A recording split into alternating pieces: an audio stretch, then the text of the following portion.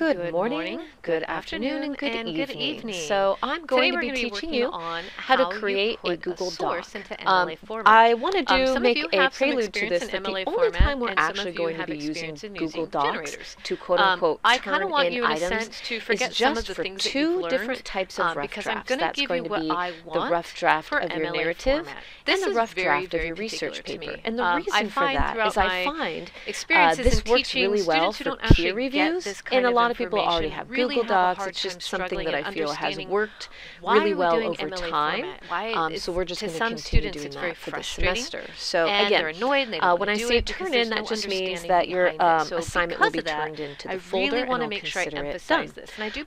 For this particular how-to, you're going to find it under Pages. So say you can't remember where it is. If you click under Pages, you're going to see, and I'm actually going to show you, I haven't finished all these yet, as you can tell, a different list on how to create a Google Doc, where's a source summary. We're going to have different things like MLA, options. So anyway, these are going to be where you can find this information. I'm going to show you what I found it, obviously, you were here, so that's a good start. I give you an example of the So I try and give you as many good written assignment directions here, but I feel like the MLA template, walking you through and talking you is through pretty will much probably be a everything little below easier too. that we're going to be talking in about. starting, You can click on right that, here you it can says copy go and to this paste link. it This and particular fill in link links is if just that- for if an that works example for right you. now. But for now, I'm just going to walk you assignment through, might and I'm going actually to look show very you. similar. This And might what I've actually done look is just like your I class. break it up. Remember we talked So about how if to it eat looks a an little elephant? different, don't You eat panic. it But one pretty bite much at a everything time. else And is I'm going to trying look give you almost exactly the same. pretty much When you first the get most here, if digestible for some bites that I reason can for you to do see happen to have a the big Google picture. account and you're not logged That in, being you're the going to look case, like this. I'm going to show Say you you don't have a Google MLA account, as it's it is still going to broken look like down into this, the and that's pieces and okay. why that's the case. So the first part you'll we see up first in the start off corner, it'll here say with drive the with the little author. triangle, So, and then the words maybe like a authorship narrative easy, rough draft, what is the title of the work, or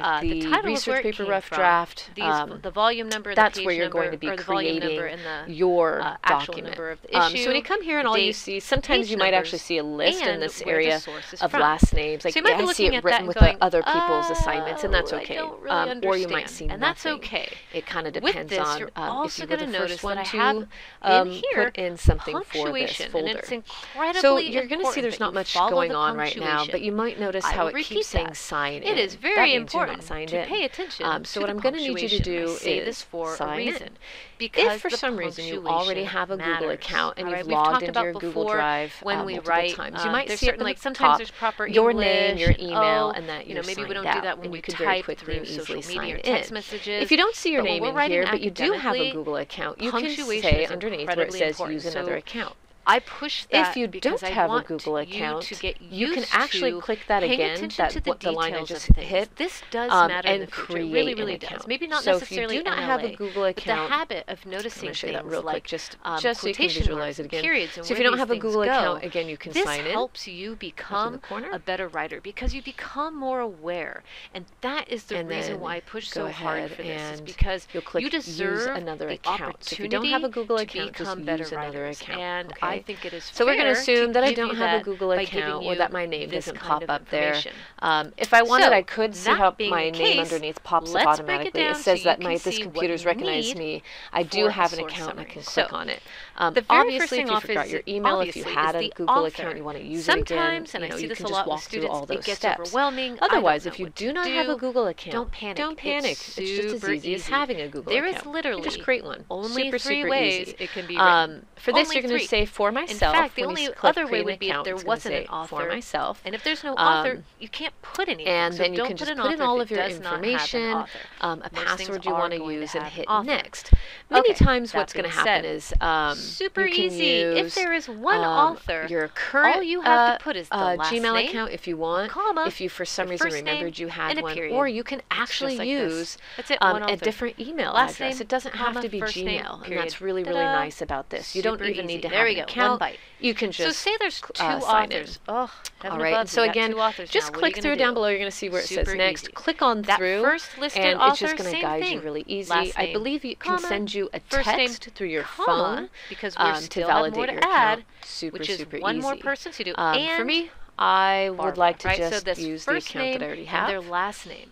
So notice here, the only time and you up here, put the last name first is when what's it's nice the first is noted it lets me author. just clock in. That's if it. I can remember my right? password. So imagine if you were to Because get rid of everything else, it would still look the same as the very first author. Okay, and so in order, the next person, their first name comes first, and then their last name.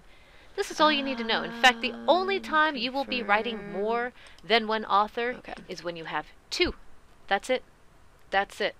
Cool. If you have more than two, oh, hallelujah. Right. So what's really nice about once you hit that click, it doesn't send you anywhere wild and weird. It just brings you right back to that first folder. Name, comma again, because otherwise it gets really confusing and you have to get click a bunch of places to get somewhere. All you have to worry about. You don't the have only to worry time you about need it to with consider this. It makes it another name really is when easy. there's two authors. If Now you're going to see that the two, front of this has just changed. Something looks different. Super easy. Look on the left-hand side. So you have a lot of different that's options now. That's it.